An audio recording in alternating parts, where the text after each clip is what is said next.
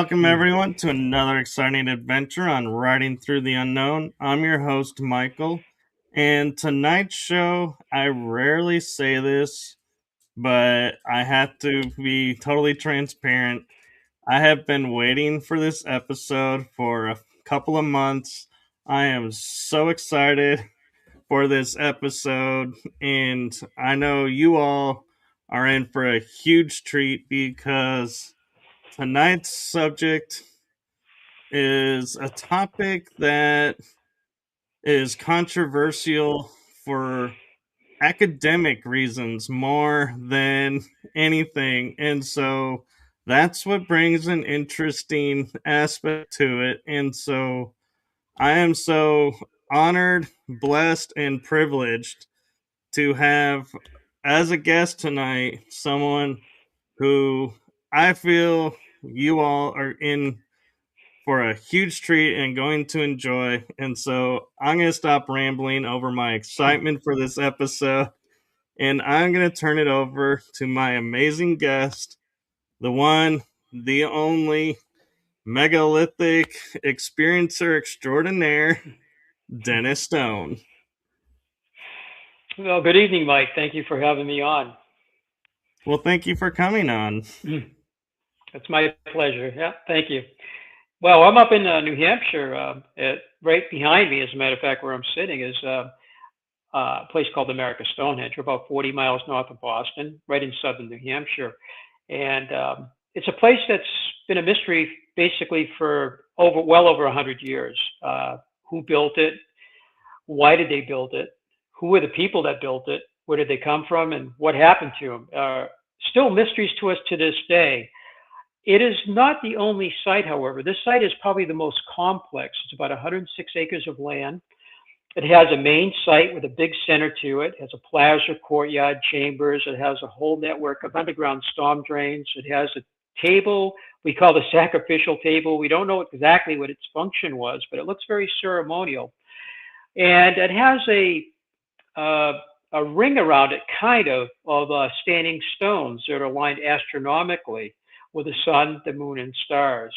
And so it's named America Stonehenge because of the function of the site, quite similar to the most famous astronomical site in the world, which is Stonehenge in England. But its form is quite a bit different than Stonehenge. It looks more like some of the other megalithic sites. If you travel throughout Europe, there are about 50,000 megalithic sites going back before the Bronze Age, right into the Bronze Age, I guess, and then that whole period of huge stone building stopped. And we've seen quite a few of them in our travels. But throughout the Northeast, today we have about 800 locations with structures that look quite similar to what we have on America Stonehenge. They're not quite clustered together like our site. Ours is a very high density grouping of structures on that 106 acres, whereas a lot of these sites will be kind of spread out over an area. And before the show, I mentioned a couple places like North Stonington, Connecticut, that has 8,000 stone structures over a 35,000 acre town with 25 categories of structures. But they range from Quebec and Ontario, Canada, down to about Virginia. And if you travel or you look at some of the photographs of these other sites, you'll see a really striking resemblance to what you can see at our site. We have just about everything on this 106 acres that you can find throughout the rest of the Northeast, you know. And what was the purpose of these structures? That is something we're still working on, and the first research began almost 90 years ago. It was 1937. So it's been almost 90 years of research, study, investigation, and some excavation over at our site, as well as other sites around the Northeast. And we're still seeking answers to who these people were and why they built them. But our best guess is that's a ceremonial site. It's not a place where people live, not a domicile site. Just because of the size of the structures, the design of the structures, and some archaeological evidence too, where people live, you usually find more of their junk remaining. I mean, we have found hammer stones, rubbing stones, stone scrapers, stone tools up here, stone points, stone cups, and other type of stone utensils found in the last 90 years. But if it was a place where people live, we think it would be a much higher concentration of junk that would have been thrown away. Not the perishable stuff. That stuff will decay, become dirt eventually. But that's true of some of the other sites too, where they have done excavations. like Stonehenge, our site we think is like a it's like a temple, probably a a astronomical temple, if you will. It possibly was a burial ground. There are a couple of structures, one called the D hut, and the other called the East-West chamber, and they have their similar comparisons in Europe, particularly in Ireland, which I've been to.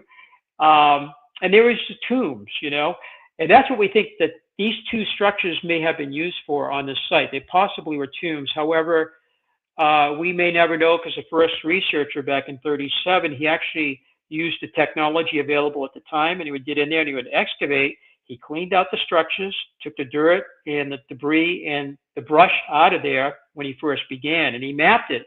He actually did cross-section profile plan views of the whole site. It was an MIT engineer that did all the mapping, which is, we still have all that data today. And his right-hand man, actually, Malcolm Pearson, was a photographer. So we have photographs when he visited the site in 36, when he bought it in 37, and then we began the research work. So we know what the site looked like before, during, and after. Actually, we have photographs going back to 1900 at the site, too, to show what it looked like years before the first research began up there. But it doesn't seem to be, again, a place where people live. And we've seen that same kind of thing over on the other side of the ocean. Most of the megalithic sites in Europe were used as tombs, temples, and monuments.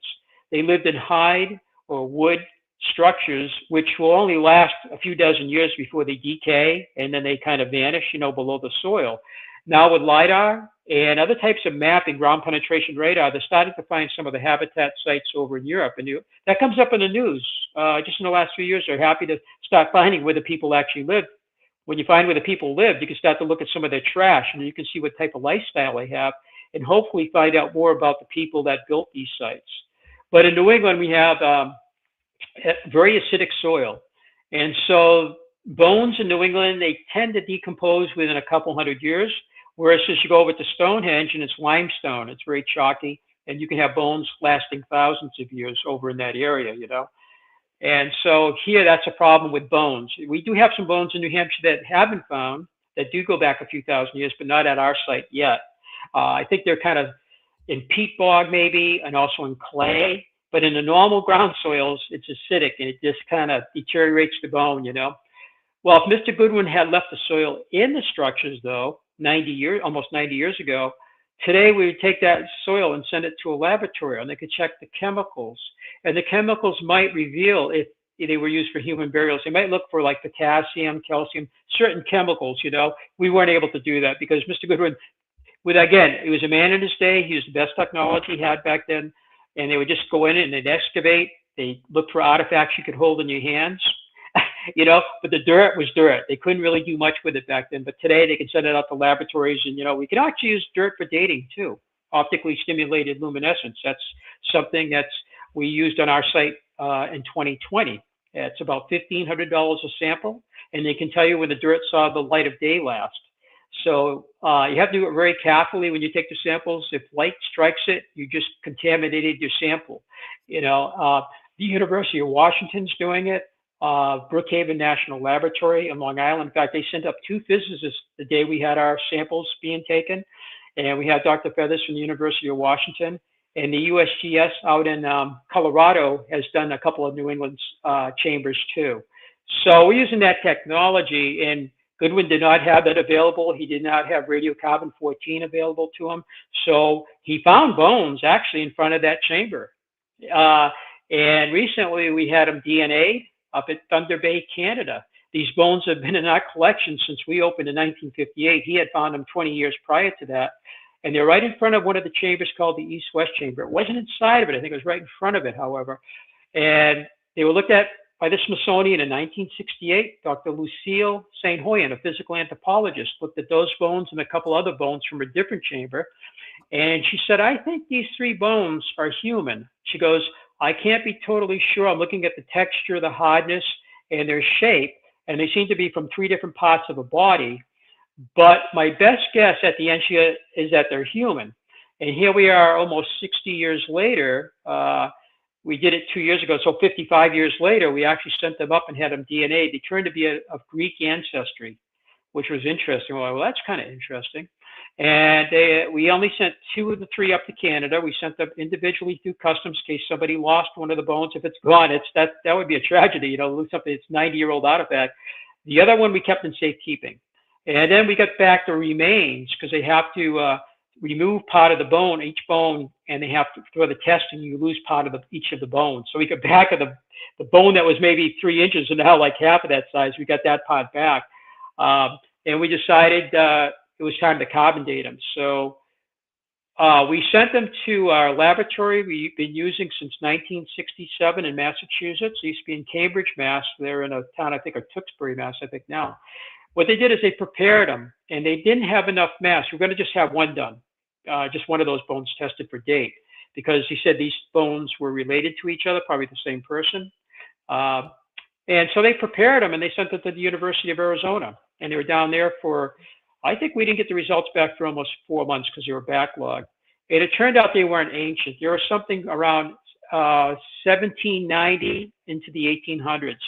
And that was interesting to us because we know the family that lives up there. They're from England. The Patty family had the land for almost 200 years. So it's like, why would somebody, when the Patty's living there, die and decompose in front of that chamber on very thin soil, actually bedrock, a lot of it's just bedrock? Why would you leave a body? So they thought, oh, did a dog drag up these bones? But the nearest grave is about over half a mile away. And these are from 3 different parts of the body. It wasn't like they just grabbed, part of the arm, like a radius or ulna, whatever. So we don't know, and so we're still doing testing up there. It's interesting to us. And again, who was this person that died in the 1800s when the Patty family was living there, on that hilltop too, So it's just one of the mysteries of our site, but we are still using different types of dating and the latest technology that we can on the site, including LiDAR, ground penetration radar, and we did the DNA recently. So that's kind of the latest thing we just did recently.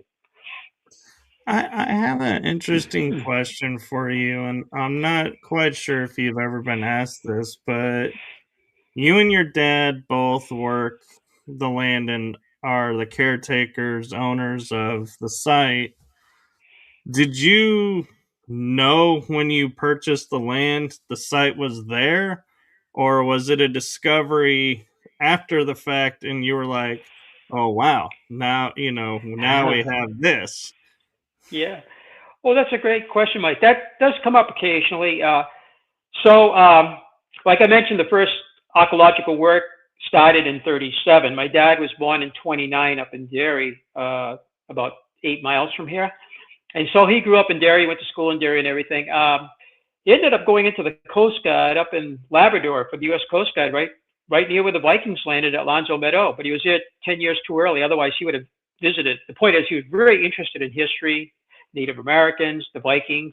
And he was right across the bay from there working at a Loran station, long range navigation for the Coast Guard. And then when he came home, he had married my mom, of course, and I was born in 54. He had got a brand new job at AT&T, and he worked at Western Electric and Bell Laboratories, as an engineer.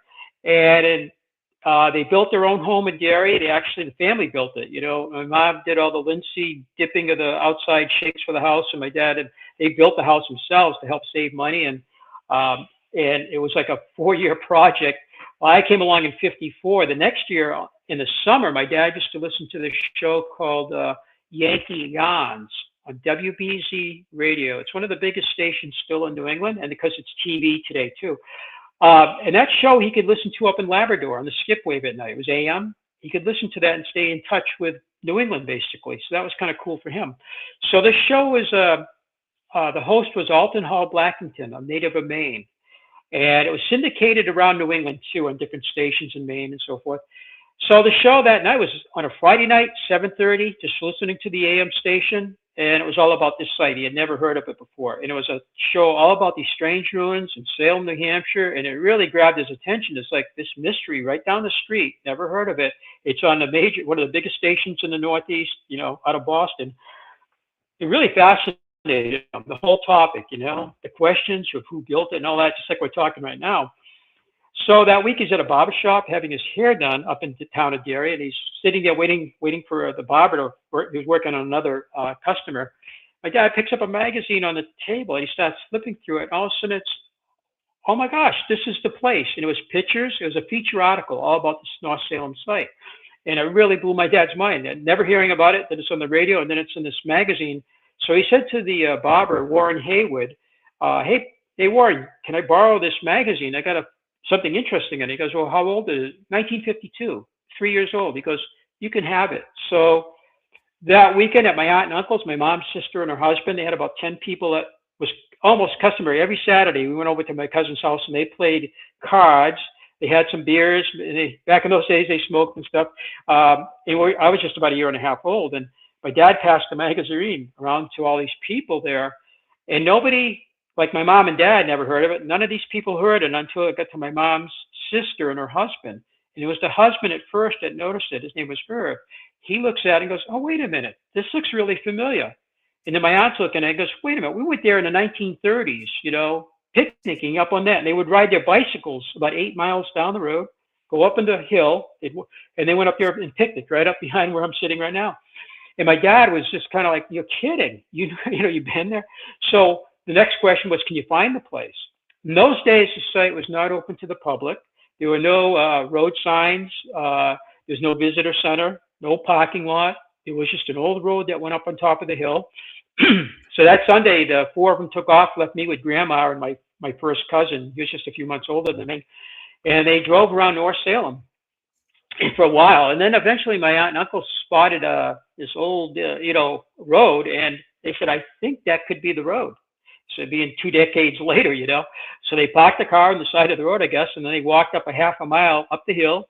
They got on top, and there's the site. And it's surrounded by a chain link fence that was put up in 1937 by that first archaeologist, William Goodwin. To protect the site, he had barbed wire on top of it. The fence is still up there. It's in remarkably good shape. You think it was put up just a couple of years ago.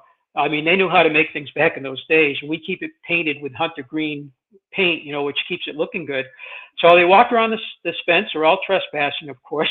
And my dad found a place underneath the chain link fence to climb under it. And it was kind of a little hard because the wire sticking down can cut you, and it's, trying to squeeze under there. And he squeezed under there, went into the main site, and he spent a lot of time. And the others didn't see him for quite a while. They lost sight of him. When he came back out, he was just kind of blown away by the whole thing, walking into the chambers and seeing the whole complex. And they're like, what do you think? He's like, I've never seen anything like this. It's simply amazing. I can't imagine a farmer or anybody building this thing for whatever purpose. It does, because my dad grew up on a farm up in Chester, New Hampshire before they moved to Derry, So he says, that doesn't look like a farm. And then he mentioned to my mom and the rest of them that he would like to maybe get involved with the research, because he was always interested in the past, history, and something about maybe opening it up as a museum or attraction to the public. And I think that's where my mom said, you got rocks in your head. Because at that time, not only were they building the house, my dad had just started that new job at AT&T Western Electric, Bell Labs. But my sister was on her way. She was born in 56, so that was coming along. And my dad was also attending college, Merrimack College. So we had all these things going on. It was kind of very, very, the plate was full, basically. But my dad didn't pay attention to my mom when she said that. So he met the owner from Massachusetts, a Malcolm Pearson, eventually, and he started corresponding. And the more they talked and everything, the more my dad really got interested in trying to open the place up. And by 1957, they came to an agreement for a 5-year lease, and they would open up in 58. And my dad had bought around that time, not the 20-acre site, that piece of land that Malcolm had, but some land adjacent to it, so he could put a driveway in, a parking lot, and it took fill and all bulldozing and all of that, and put in a well. It was a dug well, and a septic system, and a small visitor center. So my dad worked that whole thing out financially, and got the loan for that and all of that. And in 1958, it was on the summer solstice. We talked about the astronomy and all of that before the show. They did a soft opening, coincidentally, on the summer solstice. We didn't know anything about astronomical alignments. July, I think it's 11th to 12th. It's in my book. I always mix up those two dates. They had the hard opening, and the governor of New Hampshire came down, and they had the official opening. I kind of still have vague memories from that in 58. And it was opened as the stone ruins of New Hampshire initially. And the first year we did okay at the place. It's always been a struggle there, but the next during the next winter, they decided to change the name to Mystery Hill Caves. And the name of the hill was never named officially on the USGS maps. Eventually, by 1968, the name today called Mystery Hill officially. But so in '59, we had the Saturday Evening Post did a full feature article on us, and we still have that magazine. And they referred to us as the America Stonehenge because of the big stones, not because of the astronomical purposes. We didn't know that yet. That was going to be around 1965. We began working on that. And not because it looks like Stonehenge, but because the author thought these big stones, the only thing I could think of, maybe besides the pyramids, is Stonehenge in England. So he called it, he named it as kind of America Stonehenge, if you will. You know, that's where that kind of came from. And the name stayed Mystery Hill Caves to '63. And due to a bit of confusion because of the word caves, that denotes something usually natural, usually in rock, or you have caverns in limestone. And some people thought maybe it was natural caves, where this is all man-made, you know, made out of granite, but it's all man-made, you know. So they dropped the word caves in 1963. And the American magazine, what was called the American Cave magazine, had us listed as caves. I think before that, 62, 61, and back, but in '63, they got the word, we dropped the word caves, so they called it artificial caves, man-made caves, if you want. And that name stayed for the next 20 years until about 1982, when they changed the name to America Stonehenge to better reflect the astronomical alignments with the sun, the moon, and we have star alignments too at our site. So that's why the name kind of changed, you know, over the years. So it's been almost 45 years that we changed it to America Stonehenge. And it became a state historic site in 1970. So we are a state historic site officially.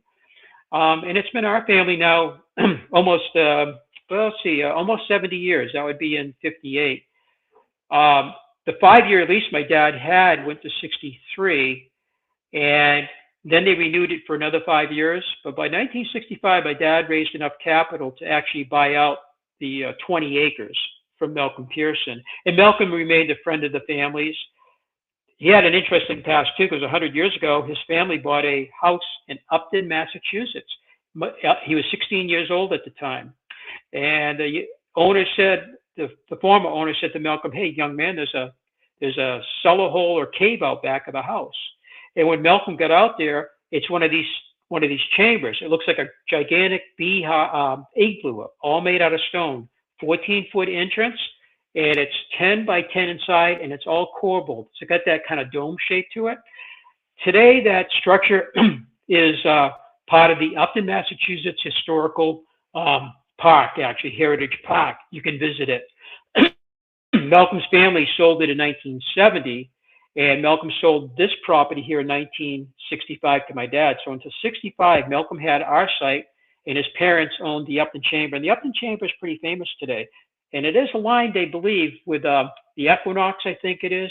I'm trying to remember. It has an astronomical alignment too.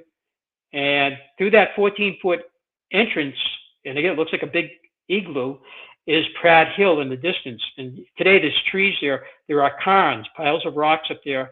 And they calculated some of those cairns, looking through that entrance towards those cairns, when you can see through there. They can do it now on computer. There's astronomical alignments with the Pleiades, which is kind of cool. So that's one of the 800 locations of these sites in the Northeast, was the Upton Chamber, and then our site. So Malcolm Pearson actually inherited this site in 1950 from that first gentleman that did the research, William Goodwin of Hartford, Connecticut. Malcolm helped him so much with the photography and taking care of things, but particularly during World War II, when there was rationing on gas and rationing on everything, that when he died in 1950, he willed the site to Malcolm Pearson. But Malcolm lived in Massachusetts before the highway system went in. It was probably a 2-hour, 3-hour drive from here. Today, you can get down there probably in about, maybe an hour and 15 or 20 minutes down to where Malcolm lived in Sutton, Mass. Maybe it's a little bit further.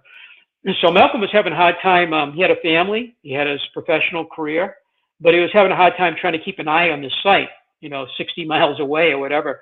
So he tried to get the state of New Hampshire interested in acquiring it from him and maybe opening it up as a museum, of some sort. And that went on, I think, in 1950. We have all the paperwork. I think it was 50 or 51. It went on for about 18 months back and forth between Malcolm and the state capitol up in Concord, New Hampshire. They kept talking back and forth from people. But eventually the interest waned and they decided they couldn't take over the property and maybe open it up as a state park or whatever. It just never happened. So some people ask about government wanting to take it over. And that was 70 years ago that happened, and Malcolm basically, that was the end of that. So then he met my dad just a couple of years later, and then my dad actually opened it up, as we went, just mentioned, So that's kind of how the property. 1907, the History of Salem was written by Edgar Gilbert, a friend of Robert Frost, and we have several copies. It's a big book on Salem. It was started in the 1890s, and the first person, I think, was Eyre. He passed away. The gentleman that was supposed to write it, he died. So Edgar Gilbert picked it up, and by 1907 he finished it. And he talks about the site as being a wild, wonderful place among the soft pine and the rough boulders where weird tales can be woven. And he talks about the Patty family living up on the hills. So you got back to, did we discover anything up there? No, we knew all about it because of the radio show, the New Hampshire profile, and the research had gone on from 1930. So about 20 years before my dad even heard it on the radio, the research had began on this site, the archaeological study, So it wasn't a surprise. It was a surprise the place existed, but not, it's not like we walked up there and then we found. However, since 2016, we have found serpentine walls, windows, trapezoidal shapes, and a standard unit of measures. And my dad died in 2009, not knowing any of these things. And these things are found across the landscape too. So there are some cool things to be discovered, but no, we knew the site was there. No, that's really cool, and I'm curious because, like, Stonehenge in the UK, they found the quarry for where the stones are from is like several days away, and when we're talking BC time frame of travel, have you done any research to find where the stones originated from before being placed where they are, or is that something you're like, no, there's no way to know that now with so much development Wow. in the areas? Well, no, that's a wonderful question, actually. And in Stonehenge, we've been over there several times. My friend Maria Wheatley lives by Avebury. I don't know if you heard of Avebury. It's one of the biggest megalithic Yeah. sites in the world. So she lives right by there, and she's into archaeology. Her dad visited us in 1980, and she writes books. She does tours to Egypt, Malta, which we've been to Malta. She does Sedona. She does Chaco. She did a thing in LA. She did a 2-day workshop. So she lives right by Avebury. She's right there. I don't know if it's Andover. We've stayed at Andover right by there. We've been there a few times. But I've only met her once when she came over here. When we were over there, we didn't know anything about her. When we went over there in the 80s and 90s, we just learned about her about 7 years ago. And she's coming back next year to do a 2-day workshop. And again, she goes out to Colorado. She does things all over the world. It's really amazing. But so they think some of the stones from Stonehenge came from Marlborough Downs. And that's where the big stones came from Marlborough, about 15, 17 miles north of Stonehenge. There's a new theory that they actually might have got them out of the quarry, because you can find the quarry where the stones were actually removed from the bedrock. And they actually may have been, and this is not, so people hear this, I think this may still be up in the air. There's a thought that they could have been even stood up at Avebury, and then some of these were taken down. Now, Avebury still has stones, but some of these stones may have been positioned there, and then they were removed from there and then brought roughly 15, 16 miles or 17 miles down to Stonehenge and reset up, like repurposed. But the smaller stones came from Wales, almost 150 miles away up in Wales, the Preseli Mountains. Those are the smaller stones. And so they came from at least two places. One of the stones, too, at Stonehenge, they think, there's a new theory on that. They're coming from Scotland. And is it the Slaughter Stone, I think? There's two stones that are flat. One of them, I think, could have come from Scotland. Some people suggested the Orkneys, but then I heard mainland Scotland. So I don't know where that's going to rest, where the jury will settle on geologists have to really get involved with the stone type. And there may be three places those stones came from, maybe from Scotland, maybe from Avebury area, the Marlborough Downs. and from the Priscilla Mountains, possibly. It'll be interesting to see what they come up with. Our stones, though, however, came from the top of the hill. And starting in 1982, we started finding some of these big slabs because we have big roof slabs. The biggest one is almost 14 tons. It's 163 pounds per cubic foot. It's granite. We are the granite state. And the granite on a hill is kind of foliated. It does come up in layers like an onion if you know how to work it. And it has a lot of quartz in it, mica, feldspar, but there are veins of quartz and all of that. We even have quartz crystals that were found in a well up there, which is pretty cool. These crystals are, pretty impressive. But a woman named Mary Kramer, one of our guides, was having her picnic. She was taking a break. She was a guide, and she worked in the building too, a visitor center. She was taking a break, I guess, and she went out into the woods to sit on a stone. And as she's sitting there, she noticed the stone seemed to be an edge of a slab that was stuck up in the air, and she found it a nice, comfortable place to sit.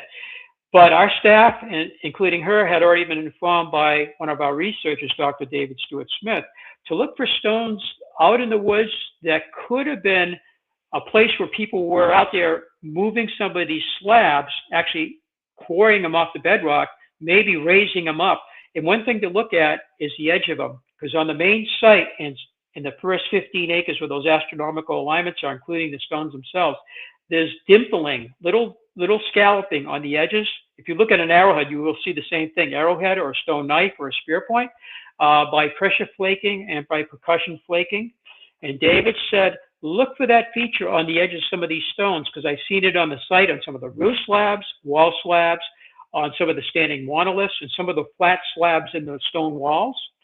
And he goes, keep an eye on that. So she's sitting there. She notices the scalloping on the stone where she's sitting, just to her left. It's a pretty big slab. She also notices the whole edge she's sitting on is up in the air, which doesn't look natural. She looks under it, I guess, and she can see it's been propped up, as Dave theorized that could be. So she brought it to his attention, and he came up and looked at it, and he was pretty impressed by the whole thing. He goes, I think we found our first quarried slab that hasn't been moved to the main site or wherever its destination is, but they were preparing it. They had split it from the bedrock, they had raised it, and you can see all the little dimpling. So he contacted our state archaeologist, Dr. Gary Hume, and Gary Hume started in '76 as a part-time archaeologist for the state of New Hampshire. By 1980, he was full-time. So he brought him in. Actually, Gary, I take that back. Dr. Gary Hume had already done a couple projects at a site in '80 and '81. But he brought him back in '83, the next summer, after Mary found it 1 year later, and they did a whole excavation on that. And I think Dr. Gary Hume was the lead on that particular dig, and Dr. David Stewart Smith kind of worked under him on that. And what they found is hundreds of flakes of stone that had been knocked off this stone as they were dressing it or shaping it like an arrowhead, but on a big scale. And they found the propping stone under it, and as they cleared the bedrock below it, you could see that the two pieces would fit perfectly together at one time. So somebody actually worked a fissure crack, they raised it up, and the stone weighed about 3,000 to 4,000 pounds. I think they estimated, because of the diameter, shape, and depth of it, the 163 pounds, they estimated its weight. They had, I think it's like 3,000 something pounds. And over the years since then, we found 36 of these. And one of them is it's a monster. It's on the southwest corner, right up behind me. It's down the hill a ways, and it's a big slab with a big propping stone under it. We think that they were still building the main site on top of the hill, and these stones are going to be dragged up the hill and then put into the construction. And we found the last couple just a few years ago. We have a document, and we found it last, and there's probably more up there. When we had 36 of them, we started to think, wait a minute, these guys, when we found one, okay, they just left it, they didn't like it. And you find two or three, okay, they didn't like, they just, something about the rock they didn't like, they just left them there. When you find 36, you start to get a different feel that they were still building that site, and they walked away from the whole project. I know that there was a show on History by Megan Fox, the actress. She had her own series because she's into this ancient stuff. I didn't know that. In fact, she had my friend from Avery, Maria, on her show, as a matter of fact. And she talks from Priscilla Mountains. There's Megan up there, and she's showing some of the quarry sites there. That reminded me of what we had here. And what they call those stones there that didn't make it to, maybe their intention was Stonehenge. We don't know what their destination was, but they're still near the quarry site. they call them lazy stones because they're too lazy to go to where they were supposed to go, and that's what it's kind of a funny thing, but we have 36 of them today. And Dave Smith was such an interesting gentleman. He joined us in '78 when he was younger. He went to India. He got into music, bagpipes. He has a recording studio. He was into culture. After a few years in India, he went to England and Scotland, and he started working for today it's called English Heritage. I think it was called the Ancient Monuments Group. It was two groups that came together in the early '80s, became English Heritage, which takes care of Stonehenge and a lot of these megalithic sites. But he was doing masonry work, and he became a master mason under them. And eventually he got his doctorates in historical anthropology, and he got doctorates in theology. And throughout his life, he would travel back to Scotland. He had, and his family actually had family from over there too, so he'd go over there all the time. And he joined us in '78 after spending time overseas. And when he came back here, he was like, oh my God, he learned about these sites. He had no clue when he left that these ancient sites like we have at our site were across the landscape. And when he came out, he was like, this is incredible, So he was with us for almost 40 years, and he did a lot of work on the way the stones were separated from the bedrock, propped. They were doing percussion flaking, dressing them, and then probably using log rollers, levers, and inclined banks to build these structures, And by 1989, he did a monograph, and it was called Ancient and Modern Quarry Techniques. He describes historic using metal tools, star drills, plug and feather to split stones, and mauls, metal mauls, and all of that. But he also talks about Stone Age technology, and that's what Dr. Gary Hume was also. He was a lithic specialist, so it was great to have not only a state archaeologist, but a guy that knew how to make stone tools, utensils, points, all of that stuff. He was a lithic, expert. And again, he goes, yeah, these big slabs are being dressed with Stone Age technology, almost as though they're like a 1.5-ton arrowhead. And we have that on our video that's in our theater, just a little quote from that, And so David spent almost 40 years with us, and he worked on other sites throughout the Northeast too. And by 2015, unfortunately, he had cancer. And for the next year, he went through all the treatments in Boston and everything. And he had a farm up in New Hampshire, north of here too, which was kind of neat. But he would come down and visit us quite often, especially towards the end. He came down and saw us, and that's when we started finding the serpent wells, and we found a couple windows. And his head was spinning when he saw that, because he had been with us for, again, almost 40 years. And these things are revealing themselves to us. It's like, how come we didn't see this 10, 20, 30 years ago, these serpentine walls, these windows, And windows number 36 today. The quarried slabs, I think I spoke in error. I think we have 34 quarried slabs. We have 36 windows, and we have 16 serpent walls. But he just saw the first couple we found, both of the windows and the serpents. And it's kind of painful not to have him around anymore, because he had such a vast knowledge, It's just amazing the things that he could think about. And because my dad never saw this either, and a lot of researchers, from the 50s, 60s, and 70s, during that time, about 10, 15 years ago, a lot of them passed away, and it would be so neat that they could see like these things that we found just in the last several years. But it took us all this time to find them. On the summer solstice this year, my manager was looking at a wall that had a pentagonal window we found. It's a long story. He's looking below it. He's going to do a drumming circle. The summer solstice in the evening. He did music in school, but he's going for his graduate work in history and archaeology right now. He's been with us for 8 years. So he's looking at this wall where we found a 5-sided window, the remains of it, last year. And it was photographed in 1970 before somebody destroyed it. It was forgotten all these years. It's window number 35. He's looking at the bottom of it, just below it, near the ground level. And as he's looking at it, he sees these little cobbles in it. And he goes, oh my God, it's another window. And we found that's window number 7 that has little stone cobbles about this big that are sitting inside the window. And the problem is they block the light coming through, so you can go by it a million times.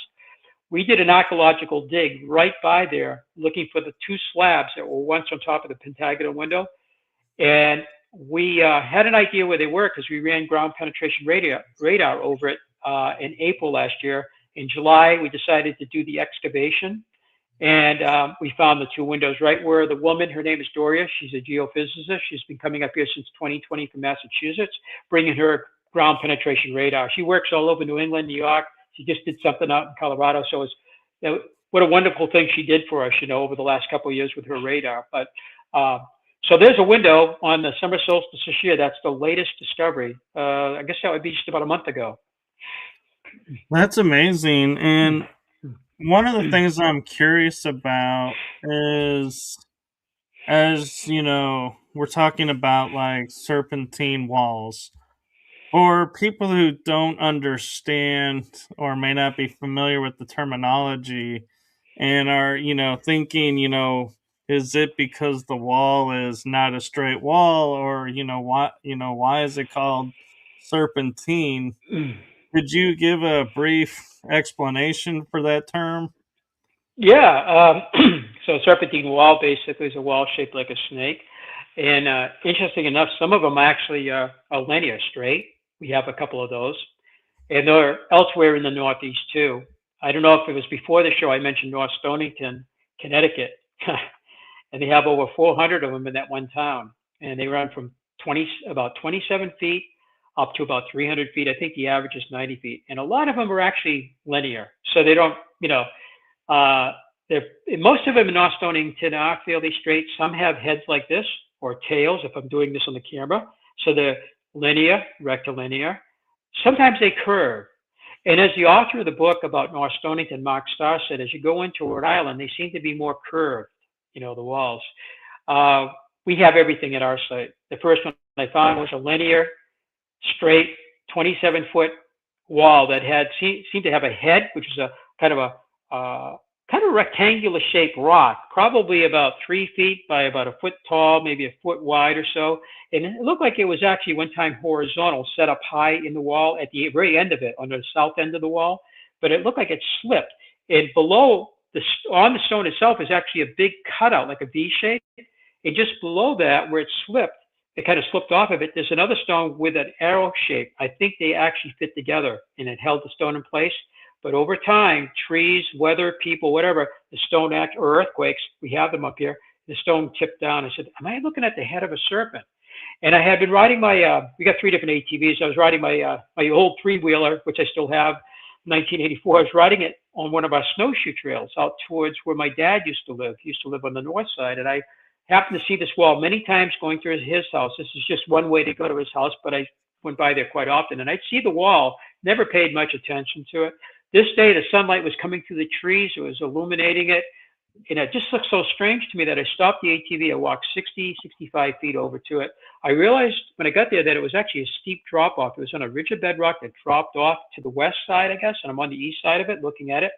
And I'm looking at the stone wall, and it seemed to have a very gradual, almost subtle taper. The wall started high with that stone head that kind of slipped down, but right behind, I guess, the neck, if you will, it kind of high, and it kind of went down and down and down over the 27 feet. And at the end of it is a big, flat, rectangular stone with rounded corners. I'd say the stone was about 3 feet long. I'm like, is that a head? Is that a body? And is that a tail? And I kept thinking like rattletail. I don't know.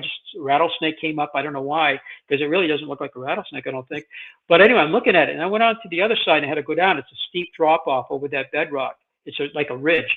And I went down, and I looked up at it. I said, oh my God, this thing doesn't go anywhere. Farmers' walls generally, they usually enclose fairly big areas, and the walls are fairly linear, and they're made out of a lot of rounded stones left by the glaciers, the field stones of various sizes. And they started building farmers' walls in the 1750s to 1850s. It's kind of the classic time, But even up in Pompey, Maine, George Pompey actually in 1607, same year as Jamestown, actually had a settlement that failed because it was so cold. They were only up there into the winter, and I think they got the heck out of there. It was kind of a harsh time period. We had the little ice age going on. They built a stone wall there, apparently, the first one that we know of since after Columbus. But after that, they started using a lot of wood. These wooden stock. You go to Plymouth Plantation, it's wood. The palisade. A lot of wooden fences of different designs. But by the 1750s, a lot of land clearing for agriculture here.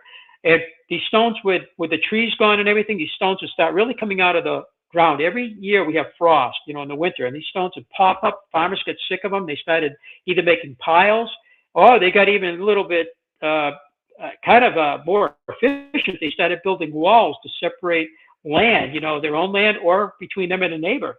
So there were boundaries, field clearings, and stock fences, to help keep the animals in or out of an area.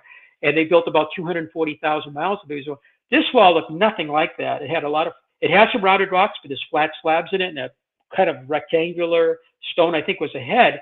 I said, I think it got a snake here. It looks like a serpent, but I've never seen a serpent wall. I've never heard of a serpent wall. I knew about Serpent Mound. I don't know if you're familiar, Mike, with the one in Ohio, the Great Yes. Serpent. It was pretty famous, yeah. I knew about that going back into the 80s, and we finally visited that 3 years ago after all these years. I used to fly into Columbus all the time with the airline, all the cities with American. I was a pilot captain with them. But I finally got to it, and I'm like, this Serpent Mound's amazing. And they say there's 94 of them all the way out to Iowa, so there's other effigy mounds. Stone walls, never heard of a snow. So I found that one, and then I kept my eyes open after that. I said, I don't know if I really have a serpent or not. I can't be sure. I can't talk to the builders. And I really don't want to stick my neck out and say, oh, it's a serpent mound like that, because I really don't know. We try to be careful at our site to go out and just say, oh, it's positively this or that. If you have others and it's a pattern, then you can start to be a little more confident that this is something intentional. So during the course of that spring going into summer, we started finding a couple more, and one of them is a big sweeping, about 137 feet in length, a big sweeping serpent with a triangular head. It's a boulder shaped like kind of a triangular shape, a tail, which is kind of a rounded boulder, and it's all sitting on bedrock, like everything up there is sitting on bedrock, and there's like a thin layer of soil next to them, but in this case, you can actually see the bedrock right by the head. I'm like, I think I got a great big S-shaped serpent here. And then I found another one too, another couple that I thought looked like serpent walls too.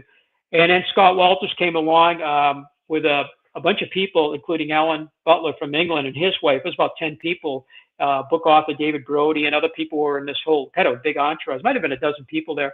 And I said, I think I found a serpent wall this spring, and I think I have a couple more. And I let them look at them, and they're like, yeah, because Scott had already done a thing on the Serpent Mound in Ohio. He already did a stone wall in Scotland that was a stone wall serpent.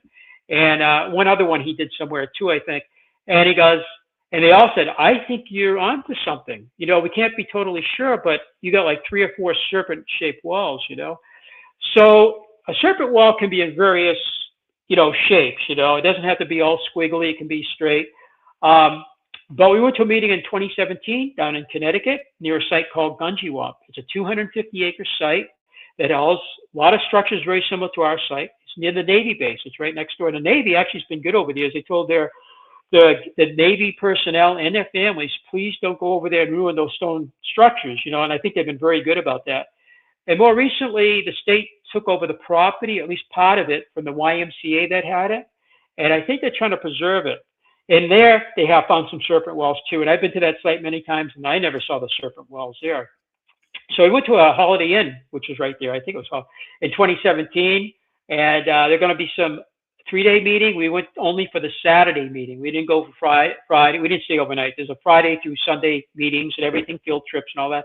We just wanted to hear a couple speakers, and we had to get back to run our business. So my wife and I went down there for a day trip. We saw a couple of speakers, and outside the auditorium, there's a book table with different authors, and I pick up one of them, and it's all about it's called ceremonial stonework. And I'm looking at it, and I knew I saw the authors now. Oh yeah, he's going to speak. That's one of the speakers I wanted to hear. I'm looking at the back cover, 270 photographs, 8,000 structures. I'm like, 8,000 structures, and then 50 categories, 25 categories of structures. I'm like, wow. I said, that must be the whole Northeast with 8,000 structures. So I get into the book, I start looking at it, and what do I see? One of the first things that came up is a section on the serpent walls, and that's the first time anywhere other than our site that I saw anything about a wall that looks like a snake, a head, body, and tail. And in it, he shows picture after picture. He doesn't show, because there's 400 of them in that town, from 27 feet up to about 300. I think I already went 90 feet was the average. I was shocked. I'm like, my wife and I are looking at they got them there too. So we're not imagining that. He sees them too, as well as other researchers, And so after he did his talk for 1 hour, it was wonderful. And he talks about all sorts of the 25 different categories, including windows, which that was the other thing too. We had just found a couple at our site in the stone walls, these beautiful lintel holes in the walls, as we were talking about. A woman spoke from Colorado. I think her name is Elizabeth. She did it by Skype, and I wanted to meet her in person, but they didn't fly out and all of that. So she did her 1 hour talk, and it looked like Mark Starr's PowerPoint presentation 1 hour before, except it's flat land, and North Stonington is not. It's very open land too. It's like east of Denver, below Nebraska. She mentions the counties. She's showing cairns, chambered cairns. The D, like the letter D, is in delta-shaped walls. We have one at our site. The first time I noticed it is when I built a diorama, which is still on.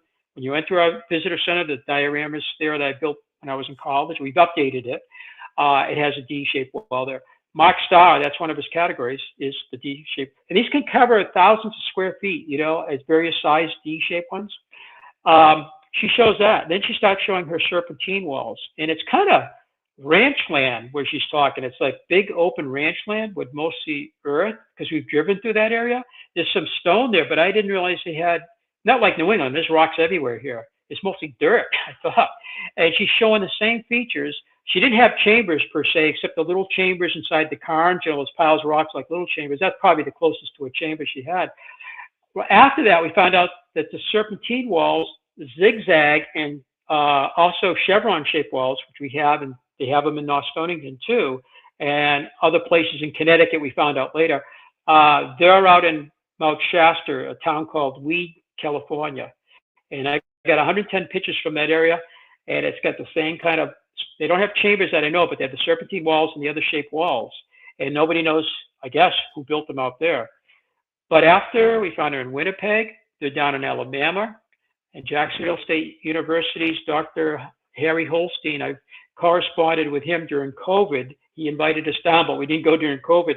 And he's got a 40 square mile area. He's got cairns, standing stones, and he's got serpentine walls he's been working on since 1977, I think it was. He didn't know about the Northeast or us, and we didn't know about him, but he does now. His serpent walls seem to be on a little bit smaller, like a little smaller scale size, you know. And the ones up here, I mean, they can range from like our 27 footer. And the biggest one we have is 2,550 feet, we believe. It goes around the entire astronomical, where all the alignment monoliths and stones are, comes back right in front of its face, and it looks like it could be biting its tail, which could be the symbol of the Ouroboros. We have 3 possible Ouroboroses besides that on our site too. Most of them look like the tails in the mouth almost. That's what it appears to be. But this one here, it's on the side. And if you Google Ouroboros, you can see a few of them look like that too. The head with a tail like that. Right. And we've been walking by that one, the watch house, since we opened in 1958. Actually, we revisited 1955.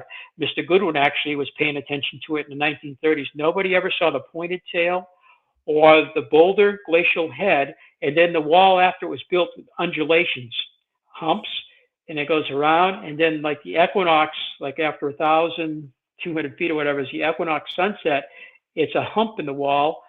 And it's also part of 4 collinear alignment stones. The hump, there's a standing stone that's fallen today. It's in the S-shaped serpent, not to confuse everybody, but the S-shape is right here. This wall's out here. And this right here is the end of a wall, and then a glacial boulder, and then the astronomical platform. So you're looking across 4 points from this point here, and you're looking across 2 serpent bodies, if you will, for the equinox sunset. And that's something that's pretty mind-blowing in itself, I think, you know. But it comes back again right in front of its head. It does one more beautiful hump, and then it goes 90 degrees to a very pointed tail. I don't know if I sent you some of the LiDAR images of that. I may have, you know, back a couple months ago, perhaps.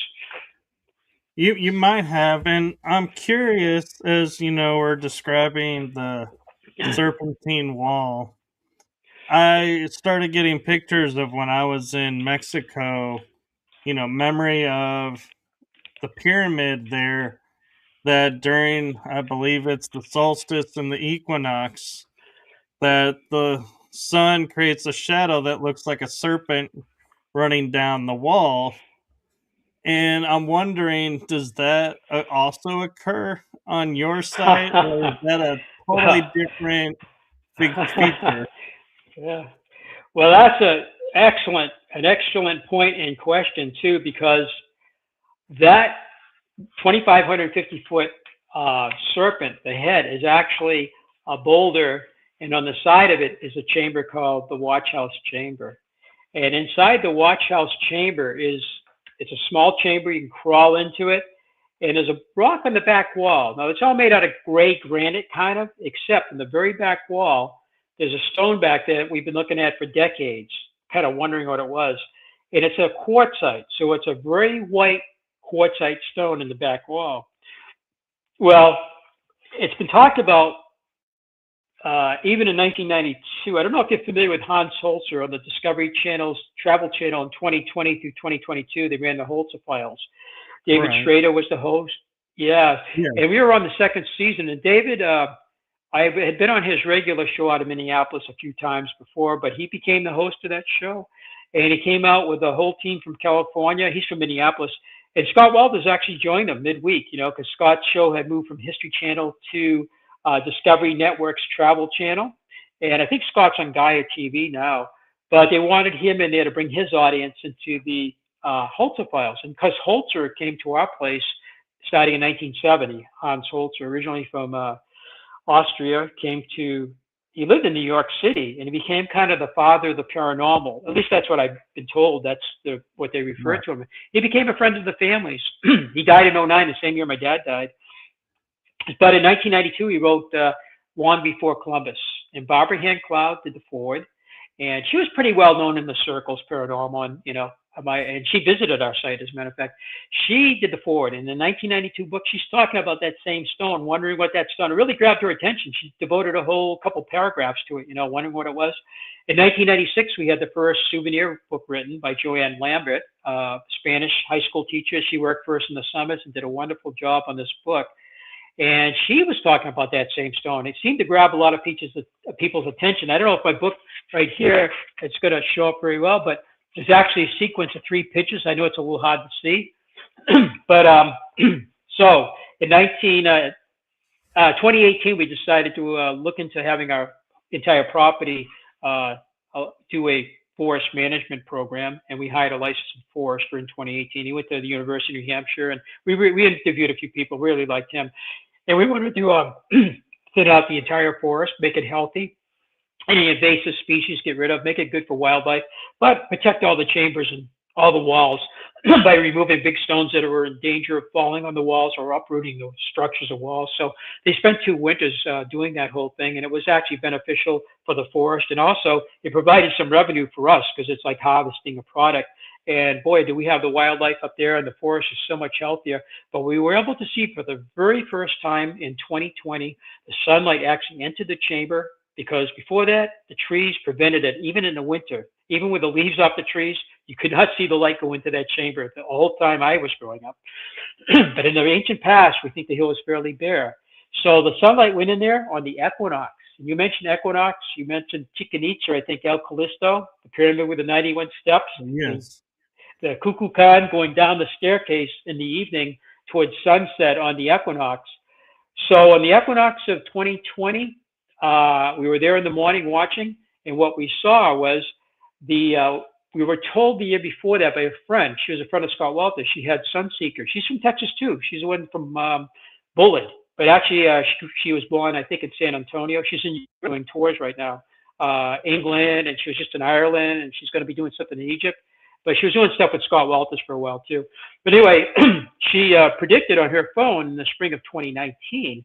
Once we knew we were going to do the forestry thing. She goes, once you clear that out, I think you're going to see the sunlight come in and hit the stone on the equinox in the morning, maybe around 9 o'clock-ish, using that app on her phone. Well, that's pretty cool. Well, a year later, we had already done that part of the forestry thing. They removed the trees, and the sunlight struck that stone. Not only struck it, but actually the bottom of the stone was framed by the shape of the entrance. It was actually framed the bottom of the stone perfectly with the shadow and light. And that was 8 o'clock in the morning. By 8:30, by watching it, we saw that morphed into, it looked like a hand with an index finger pointing back at that stone. We thought, well, this is really exciting. However, 3 years later, I'm up there with a lady, and we had watched with a whole group of people watched the sunrise over a fallen monolith, one of the big monoliths that has actually fallen. About half of them are fallen today, like Stonehenge. Some of the stones fall down over time, and that was earlier in the morning, 6:30 ish, something like that. I forget the exact time. And then there's another monolith near the oracle chamber that has also it has a notch on the top of it, and the sun rises over there for summer, winter, and spring and fall equinox. And we watched that. And then the next one would be go down to the watch house and watch the illumination inside of it. But a lot of the people had taken off for breakfast, you know. So just her and I. It was kind of chilly. I said, "Do you want to go down and warm up? We got 30 minutes. 8 o'clock. We should see this on the stone." And I had my back to the chamber, and she's in front of me. And I said, "Yeah. So if we look in here," and as I turned and looked in there at 7:30 in the morning, I'd never watched it at 7:30. I look in there, and what happened is actually it would be at the top of the stone at 8 o'clock like this. I'm sorry, but what I saw was the bottom of the stone is perfectly framed with the shadow and light. And I'm like, oh my God. So I took my camera and we got those pictures in my book of it actually doing that. 30 minutes later, it does that. Because of the shape of the entrance, it does, and you can say it's all coincidental. I can't believe that's a coincidence. And then at 8:30, for very momentarily, you got to catch it. It turns into like the shape of a hand, and here's a stone actually pointing. What we think, and we can't talk to the builders, is this chamber represents the womb. It's like the male, the son, the fertilization, the eggs being fertilized. And I've been to Newgrange in Ireland. That's a winter solstice event there with a 65-foot chamber inside the 300-foot, looks like a big UFO flying saucer. And we were over there in '83. And you can go in there on a lottery, I guess, so you can go watch the winter solstice. Down the street is Knelt and Delft. And I think it's Knelt is a very similar structure. It's huge. And that's the equinox. But back to you mentioned serpent and equinox. Our site has a boulder, which is the head of that serpent, and here we are in equinox with this illumination. There is two caves in Colorado called the Pathfinder Cave and the Crack Cave, and they're not well known, but they're natural caves, but they've been modified and have petroglyphs in the back. Both of them have in the back wall is a serpent carved into the wall with some other glyphs around it. You know, on this same morning, the sunlight will go into those chambers, and it actually takes that serpent, and half of the serpent is illuminated, and half of it's in a shadow. You go out to Chaco Canyon, you have the sun diagram, one I think for summer, two for winter, with the 9 spirals, which is half the lunar cycle. Some people suggest that 9 represents half the 18 and a half year lunar cycle. I really don't know. But we've been to Chaco Canyon. You can't go up in the butte to see it. It's off limits without special permission, I guess. But on the equinox, it's a serpent carving, and I got pictures of that where the serpent is split in half, like back in Colorado. And if you go out to California, the Mojave North Cave has the same thing. It's like a repeating pattern. And then we head south back to Chichen Itza, to that El Callisto, the castle pyramid. And Kukulkan comes down those 91 steps, 1/4 of a year, I guess is 91, goes down that over the course. So there's a serpent, there's an equinox, and there's a serpent with our site going around with its chamber right there and the illumination on the equinox. So you brought up an incredibly good point. And I point that out to different people at different time periods, but a similar thing. So you wonder if there's something about equinox and serpent that goes back into the prehistory so far back that it kind of spread out to other people. Or just people did the same thing independently. I don't know why they would associate serpent. There's probably a reason I'm missing. I'm sure somebody out there knows and said, you know why serpent is related to equinox? It's this, but I haven't heard that in all the years we've been here. But I think that's pretty cool. We should do maybe like a kind of, what do they call it? A space, what do they call it? Facebook, where you can actually video these around, they're different time zones, but that day show us and then show the other ones doing the same, your illumination thing like we have here, Yeah. Space time or whatever, the FaceTime, I think they call it. Yeah. Yeah, and that would be cool. And along with Chichen Itza, there is a spot where on the corner, when I was there, I actually did it, and there is an echo, like vibration sound that happens only in that corner. And so I'm curious, since you're pointing out the similarities of the serpentine and the equinox, are there certain rooms that generate sound that, is only created in certain angles, or, oddity with sounds is there. Well, the Oracle Chamber is the biggest structure still on the site. It's right next to the sacrificial table. It's on the east side of the sacrificial table. It's approximately almost 28 feet in length. It runs true north and south. And it has a wing that runs to the east about 18 or 19 feet. We actually got the measurements of that. And it's been told by my son's music teacher. My son's 37 now, but he was in music in his teens. His music teacher and they had kind of like a band and everything. They did come up to the site a number of times. His music teacher actually performed on one of our solstices too, you know. But when he got into the Oracle Chamber, he told my wife and some of the students, they did some sound checks in there. I don't know, by speaking, and talking. He goes, this place is really acoustically designed. It has a special acoustic effect to it or whatever. He got into that whole thing. I thought that was interesting. But Scott Walters, when he did the show, he filmed us in 2012 for the 2013 airing on America on Earth. He talked about acoustical archaeology, and he kind of got into that with that Oracle Chamber too. So I don't have a really clear answer for you, but people have talked about that. But that chamber does have a 6-foot tube, horizontal, all made out of stone, that runs from the inside of the chamber with a step below it. The step is part of the original bedrock, and they actually quarried around it to make the floor deeper and use that material for building the walls of the chamber, perhaps. They did that in another chamber called the Chamber of Ruins. They actually lowered the floor by taking the material out and using it for wall building. Now you have a lower floor, and they left part of it on that chamber. When you build homes in New England, I think in Texas there's a lot of slab work with homes, not cellars. But from my experience, and when I went down there, my instructors say, we live on cement slabs down here. We don't have cellars. And I've read a reason for that. Up in New England, we all have cellars pretty much, But when they put the foundations in up here, they put in a footing. It's a big, wide concrete footing, and then the foundation sits onto that once that's cured, after a few days or whatever. Well, they did that kind of thing where they actually removed the bedrock and left the bedrock kind of raised where it originally was, and the wall sits on top of that. In the Oracle Chamber, they removed the rock and they lowered the floor by doing that, the bedrock, and the floor goes down as you remove, sections of rock and use it in the walls or the roof slabs or whatever. They left a piece there right below the speaking tube. So anywhere, I'm around 5'7.5", 5'8". Anyone around my height, a little bit shorter, can stand on that stone, and a little bit taller too, and you can speak right into that tube, and the voice goes 6 feet. It's horizontal, and it comes out underneath the sacrificial table. And when you're standing outside above on a stone ramp looking down at the table, it gives you a good view of the table. Maybe a ceremonial was taking place on the table. You'd hear his voice coming out underneath the table. And we had one guy who had a really deep but a very loud, very powerful voice, and he could preach to that thing. He could sing in there and everything, and it sounded terrific when he did it. Some vandalism in 2019 caused some damage to the tube where it comes out underneath the table. It made the papers and everything. And what we did discover during the repair of that is that part where it comes out under the table seems to be flared like a trumpet or a clarinet or any musical instrument. It kind of flares out a little bit. And we think that helped with the acoustics. So when they spoke, it helped to amplify it, perhaps. I know we get sound experts. They could describe it to you, But that tube actually back in 1936 was not visible. They had 2 plugs of stone blocking it, whoever these people were. And there's 2 underground drains in that chamber, and there's drains in other parts of the site too. A whole network of underground drains.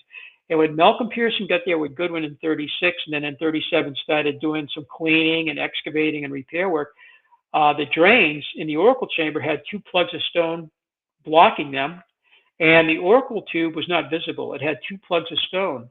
And in 37, a young boy named Paul was in there. He was one of the helpers. And he happened to notice this kind of square-shaped stone sitting in this, above his head. And it looked a little curious because usually when you put stones like bricks, it's 1 over 2 over 1. This was kind of like a square-shaped seam. So he decided to go back. He had like a wooden shack for sleeping overnight that Mr. Goodwin built for his workers so they could spend the night there if they wanted to, And They went in there, got a kitchen knife, came back out, and he was getting in there, and they actually popped this stone out. I wish we had it today because I don't know where it went after 1937. But when he pulled it out, he saw it looked like a gigantic hole, and everybody said, "Oh, maybe it's a closet." But it goes six. I don't know how you ever reach the other side, because it goes 6 feet in, and it's only about maybe a foot and a half wide by high, and it goes again 6 feet. The next year, they were digging under the table, and they thought the table was sitting on earth, not on any kind of supports. And as they dug down, they found four stone legs that it sat on. That was a surprise. That was like, wow, this much dirt built up over about 30, almost 30 inches of dirt had built up next to the table, right to the bottom of it over the years, concealing the legs. And so it's actually sitting on four legs. One of the legs was in disrepair, so they had to kind of fix it. And what they noticed was that wall underneath the table by what would be the oracle chamber behind it. They also noticed that same pattern, not one over two, but kind of a seam. So one of them pulled the stone out of there, loosened it just for kicks, and pulled it out, and the thing just slid right out of there. So our thought is that was that oracle tube for like a priestess, speaking through that, giving prophecy, perhaps, talking, giving them commands. We don't know. I've been to Malta, and in Malta, I asked one of the guys, I said, "What are these holes in these walls here?" Several different places. And he goes, "Those are for an oracle to speak through." And people would be in and they'd hear the voice coming to them, giving them commands, prophecy. I said, "Oh, that's interesting." And that's our best guess. They weren't there, 5,500 years ago when they built it. But I said, we have something similar to that in our site in New Hampshire, and they were quite interested in that. It's kind of like the Wizard of Oz. Somebody was hiding behind the curtain, speaking during a ceremony, maybe in the summer solstice, equinox, maybe somebody got married or somebody died, and they'd be there for that event. And a priest could have stayed in that chamber because there's an 8-foot stone bed that actually goes into a hole in the wall, 8 feet. And it has a window in there too. So if you're laying in there, you can see the entire chamber, And that chamber, the way they designed it, you can't really tell there's a chamber behind the table, because if you're standing looking east to your north, there's actually what they call a sheep back. It's bedrock that's actually a hump, and they blended the roof of the chamber into that hump. And when you look across, it looks like it's just a natural hump that starts over at a bedrock hump, And you couldn't see the entrance, you couldn't see the exit, and the whole thing was concealed. And people weren't there except perhaps on special days for this whatever ceremony was taking place. So it's speculation on our part. We try to look at the whole thing, like what function with this horizontal 6-foot tube? It's not a chimney. It's it goes this way. It had two plugs of stone, and the drains were plugged up. It almost looks like somebody had closed the place up. They went away with intent to come back at some point to use the place, and they never did. So maybe they used it for years and decades or centuries, but at some point something happened. They didn't continue building it with those slabs that are all over the hill, but they seem to like winterize it. Up north, we had a camp we sold 5 years ago up at Lake Winnipesaukee, and in the wintertime, before winter, we had to go up there and we had to winterize everything, all the plumbing, everything, close it all down. And then in spring, we had to unwinterize everything. It seemed to have that feel to it. They blocked everything up and everything. And they certainly wouldn't want people walking around there checking on this and finding the speaking tube, especially if that had some power over the people, Yeah, again, back to the Wizard of Oz thing. Don't pay attention to the guy behind the curtain there, So, Right. And that brings up a really interesting question as we're talking about this site and the discoveries being made and being, pieces of it exposed that maybe weren't exposed before. How do you preserve it in such a way that using modern methods doesn't disturb or, lessen the ancient effect that it has? Like, example is, that tube, if when it was vandalized, how did you get it to keep the effect and not ruin the effect because modern tech versus ancient tech? You're right. Yeah. Yeah, that's kind of difficult.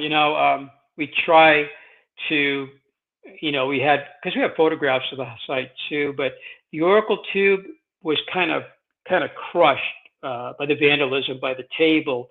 But we know what it looked like before, number one, and photographs of it. We try to put it back, and part of it wasn't damaged, so we try to use that to guide us through repositioning some of the stones.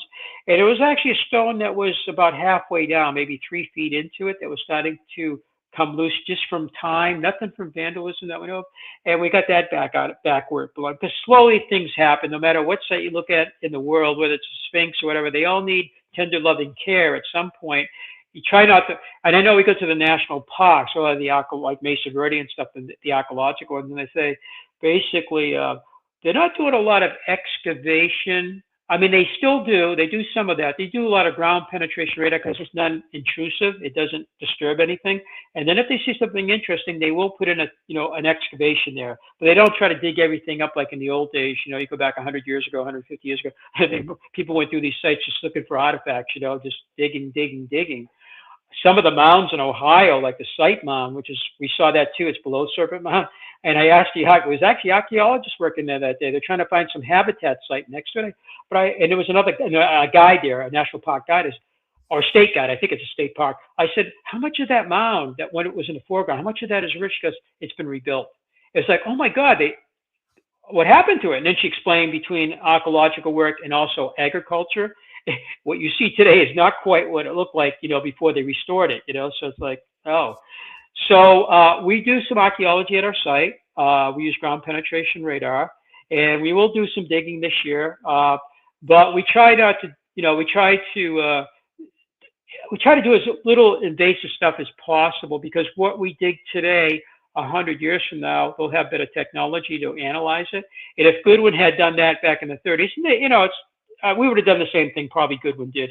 We were just dug, But today, what we know today, if we told Goodwin, like, when you dig in the chambers, please just dig a little bit, but leave the soil for future archaeologists.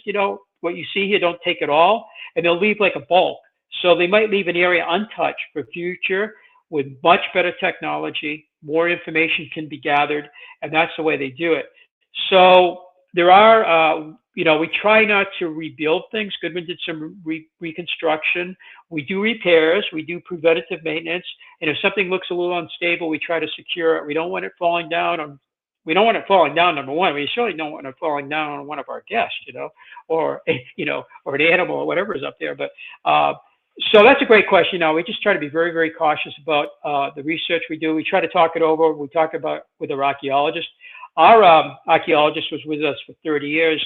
She worked with David Stewart Smith. She was mainstream. She was president of the New Hampshire Archaeological Society, and she just retired about 3 years ago. She's 95, and she lives in Florida.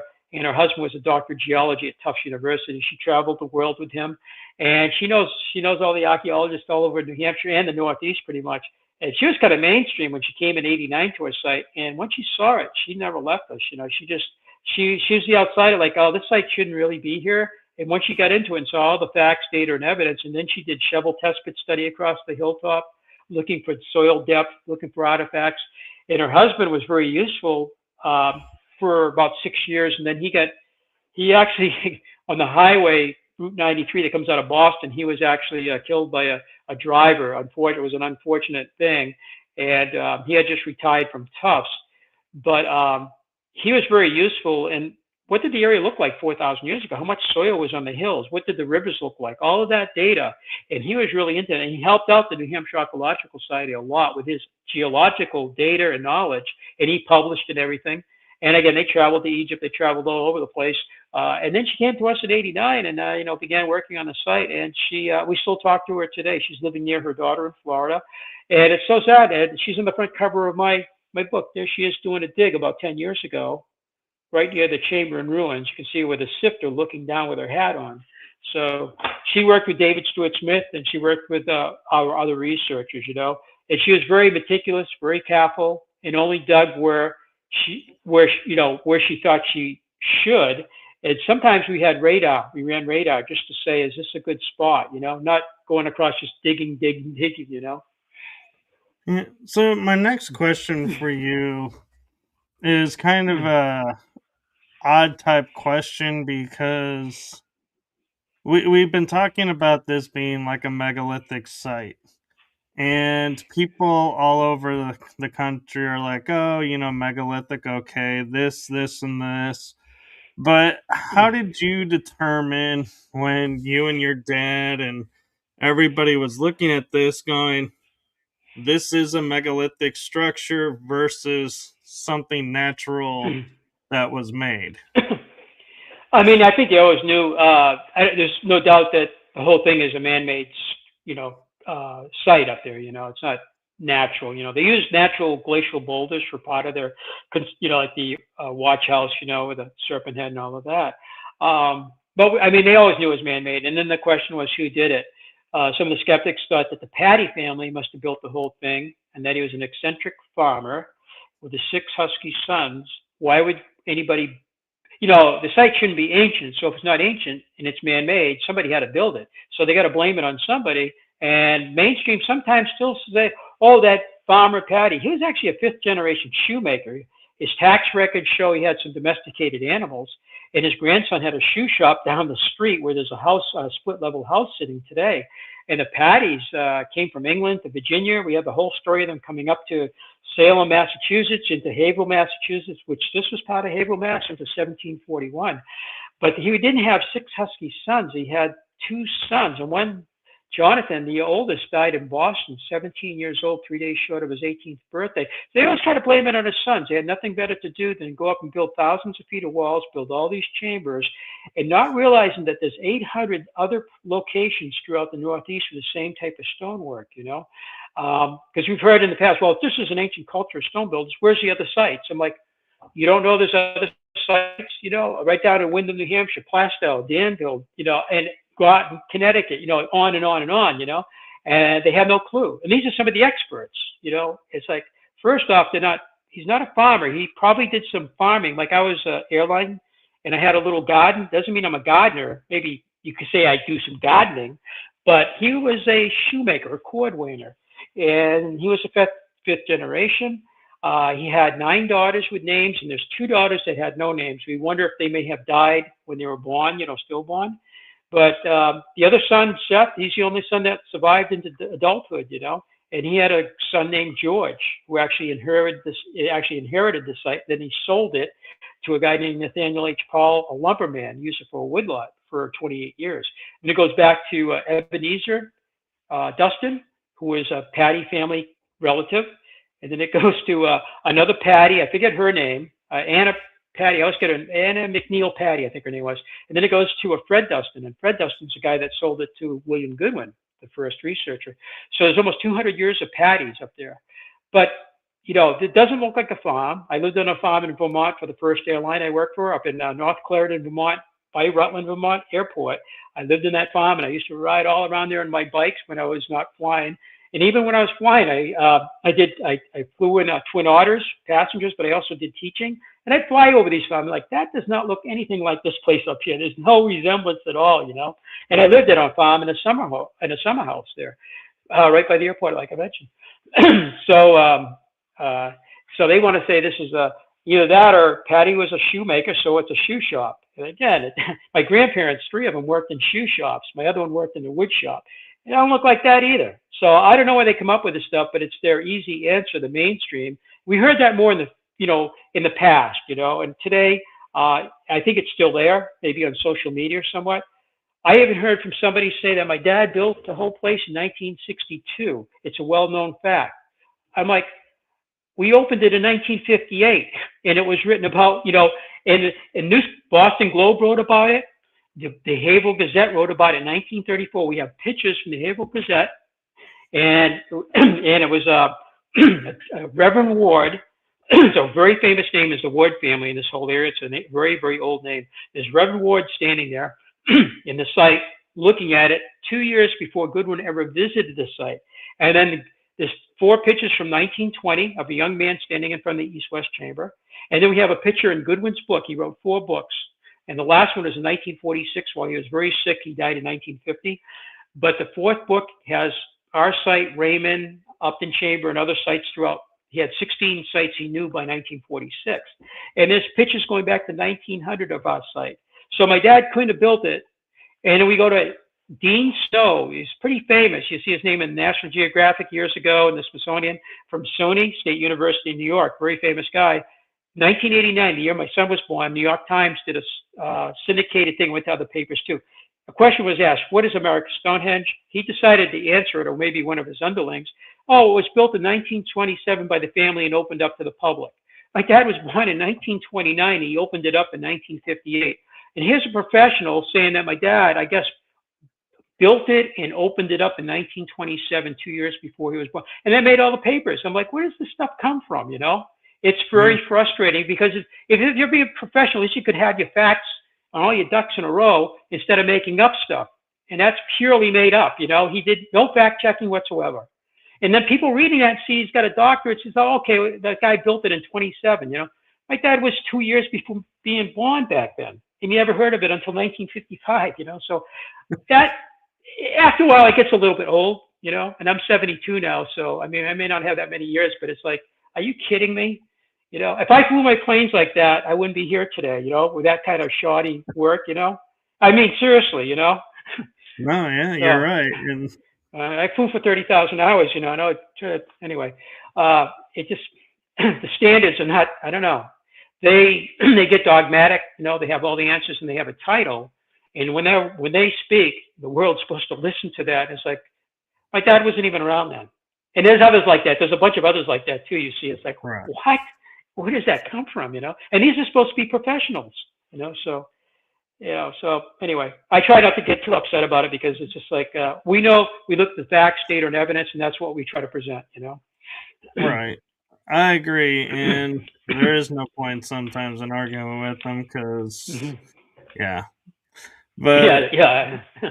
one thing I want to address, if we can, I know we're getting close to the hour and a half mark. If you don't mind, answering this question, or if you feel it'll be too Sure, long, we can postpone it for another episode. But my question sure. is, in transparency for everyone watching this, we were talking about before we went live, you were finding like trapezoidal shape in some of the chambers and different shapes to the chambers. And so I feel like, is there, what purpose do you feel like that brings to the chamber? Does it affect the sound or the light or anything? Because it doesn't seem like something you would randomly do. Go, oh hey, let's put a trapezoid floor here and a square floor over Yeah. there. Uh, So I'm curious your thoughts of what you think is why they would have like the trapezoid features.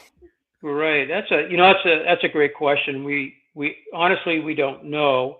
I would say that on the other side, that if the Patty family had built this, I think they would use 90-degree corners. You'd have squares shaped, kind of shoebox shaped chambers. You'd have square shaped chambers. And we have this trapezoidal thing with a sacrificial table groove, which we only found out 10 years ago. And also by using LiDAR, in handheld LiDAR, there's a $50,000 unit the guy brought up from Connecticut. He lives down in Suffield, Tom Elmore. He came up in 2020 in the spring and started doing 16 acres of the 106 down to a centimeter. And that helped us look at, because he climbed into the chambers with his unit, and he's a landscape architect for 30 years with a master's, and he got involved with LiDAR about almost 7 years ago now.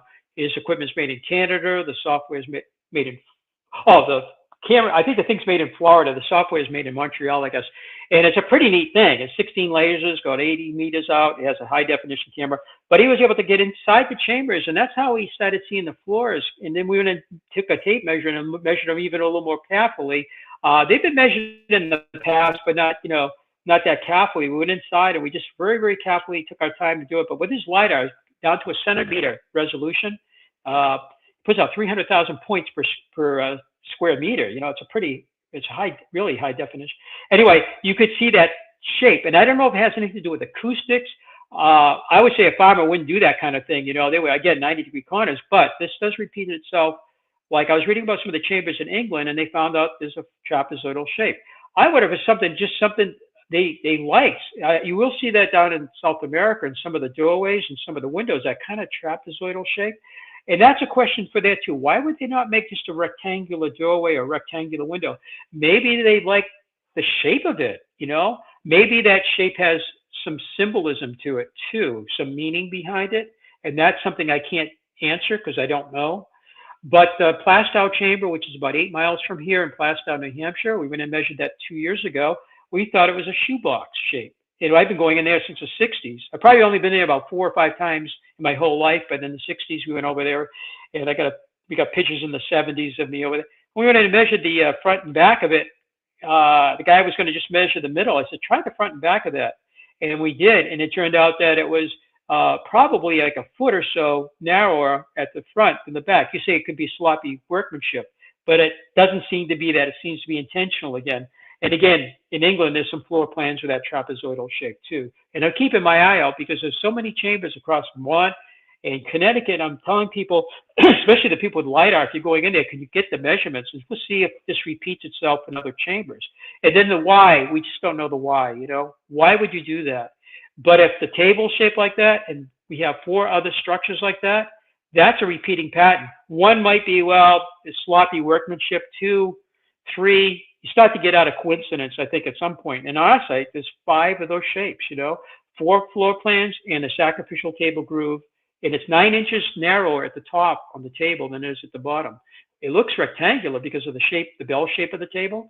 And Goodwin and everybody, oh, it's a rectangle. Get out there and measure it. It's actually, it's 9 inches. It's actually significant. You know, it's actually a trapezoid.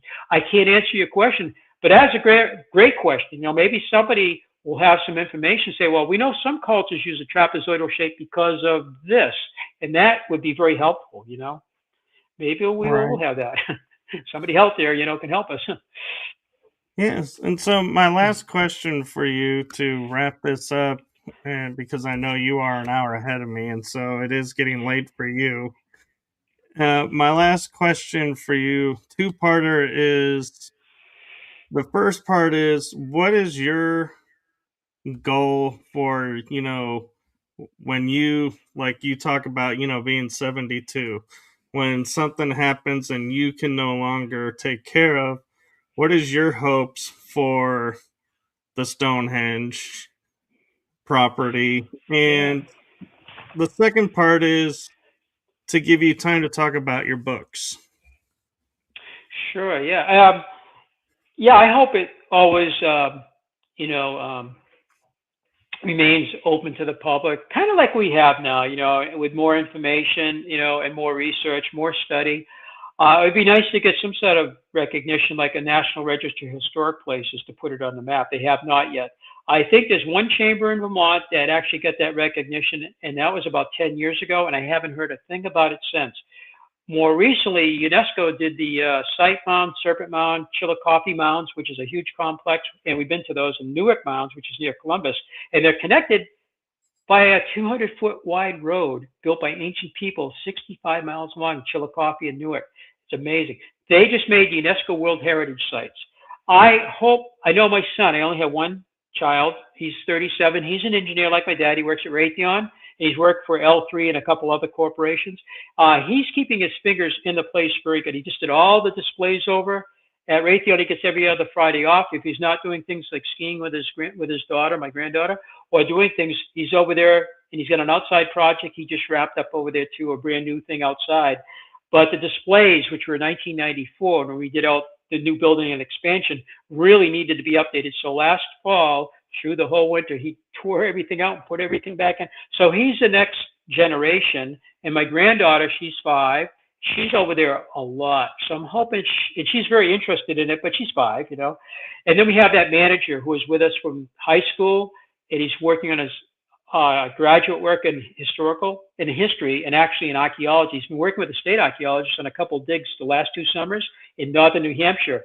The digs go back almost 10,000 years, and he's got a good, and he worked in the state laboratory too, which is at the airport in Concord, New Hampshire, where I used to take my written test to become a private pilot. That is now an archaeological, it's their office up there. It's like, wow, coincidence.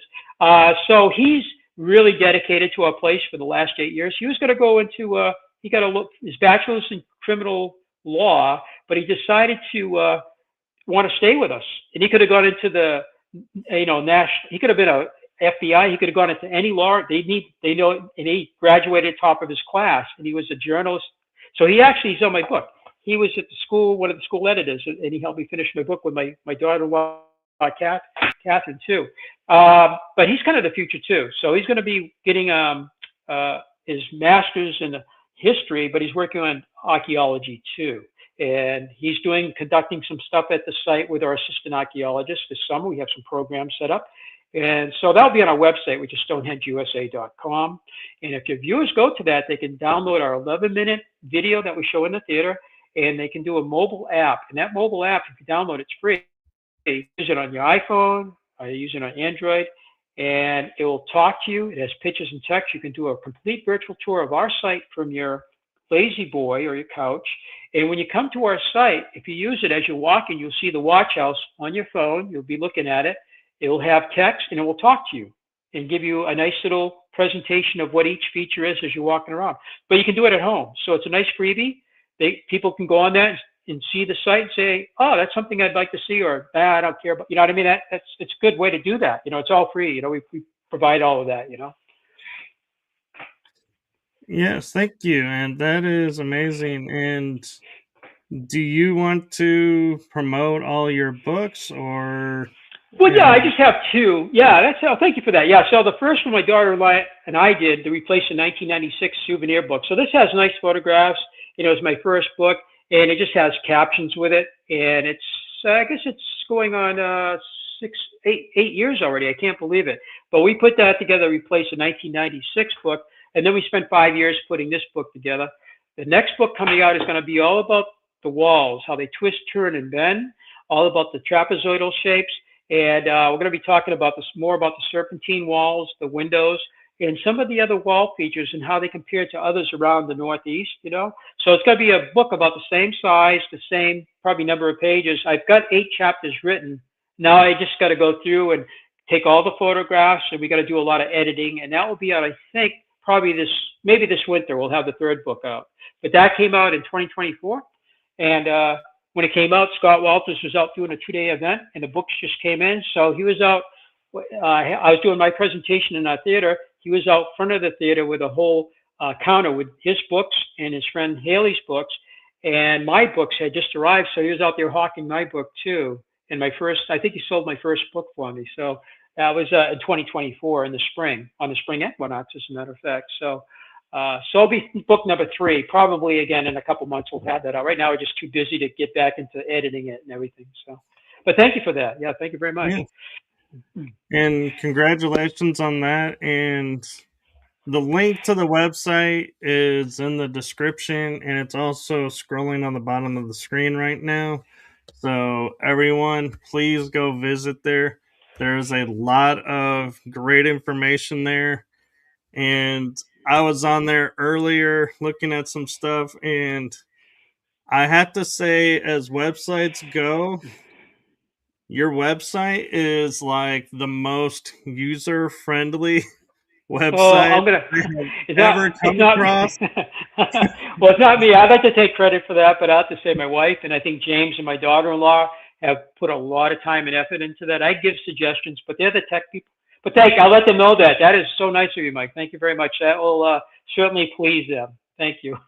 Yes, it's like I was like, well, where is it? I was like, oh, I'm already looking at it. Oh, never mind. 'Cause you're so used to having to click here to get to here to here. It's like Yeah. yours Yeah. just unfolds, and it's like, now this is a website. Oh, thank you so much. I'll tell them tomorrow when I get to work. Yeah, I really appreciate that. I know they will too. Thank you so much. Yes, and thank you for coming on my show and for being a guest. And I just want to thank everyone in the that's watching this, and do follow along, because I say this often, but I mean this with all of my heart. If you come across anything, Dennis, and you're like, oh, this needs to go out to public, please feel free to message me and say, hey, we have a new discovery. Can we use your show to put this out there? And I will be like, absolutely. Well, we do deeply appreciate that. Very, very much. And yeah, we keep finding things, so you never know. My phone is down to 2% right now, so I hope I don't lose you. My cord died, my charging cord. So Uh, we started at 45%. I think I'm down to 2%. But thank you so much for that. I definitely will do that, and I thank Mark Eddy for connecting us. And I talk to Mark all the time, so if something comes up, yes, if I don't, he'll tell you. Thank you so much again, Mike. And I hope if you're back, ever get up to New England, we're only 40 miles north of Boston, right up the highway. If you're in this area, Manchester Airport, where I learned to fly, is only 15 miles, and they got tiny airlines up there too. So we could very easy for people flying in for sure, or driving. So, but we're open yes, every day, and we do snowshoeing in the wintertime. We open up the entire hill for snowshoeing. Some people can walk right by some of the quarry sites, some of the windows we mentioned, and some of the serpentine walls that you normally don't see on the 16-acre tour. You get to see the whole thing, which is kind of cool. So we're open that year is round. cool. Yep. And so, last thing I know, because your battery is about to die, Yeah. and Yeah. this is, I promise, the last thing, and that is Okay. from my heart and the heart of my shows to you. Thank you for what you're doing to preserve the history there, to preserve the site, and to, you know, let everybody know what's going on there. And you are doing it from a place of love, and it shows. You're not doing it to say, hey, let's make a buck by, promoting this or this. It's you're actual genuinely wanting to preserve it. So Oh, thank you. Well, thank you for that. well, that's that's wonderful. That's deeply felt by myself and our whole family. And all the years we've been here, and all the researchers in the past, and all the other people that support us. So that is so nice of you. But I really appreciate that very, very much. It means a lot. It means a lot to us, because we've been there quite a while, and when you hear something like that, it's very meaningful. So yeah, and you've got to come up and visit us if you're ever up here. I would say the fall is the best, but the hotels get filled up with the leaf peepers. But it's such a nice time. If you can come up here anytime, though, come up and be my guest, and maybe we could do a live show up there. We've done that a few times in the past. It's kind of fun, like Yeah. if that works out for you. So, but I will enjoy definitely be in touch.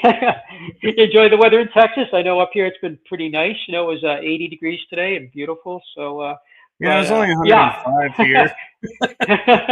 Oh, that's a nice Texas cool. Yeah. Yeah. I spent a lot of time down there with Americans, so I get the feeling. But yeah, thank you so much again. And yeah, I will send you, if we find the next thing, and you never know. Like I said, just a couple weeks ago, we found that other window. So if anything exciting happens, archaeologically or whatever, I'll send you a little message, and I hope to be back on again with some updates. Well, thank you. And thank you to Yeah. everyone. And we're going to end it here. And you never know when he's going to pop in again. So be sure to like, subscribe, and follow along. And do keep an eye on his website. It is worth it. Trust me, there's a lot of photos and great information there. So, with that being said, I'm going to say good night to everyone. And we will see you, I believe, next week for shows. And so until then, have a great one, everyone. Bye bye.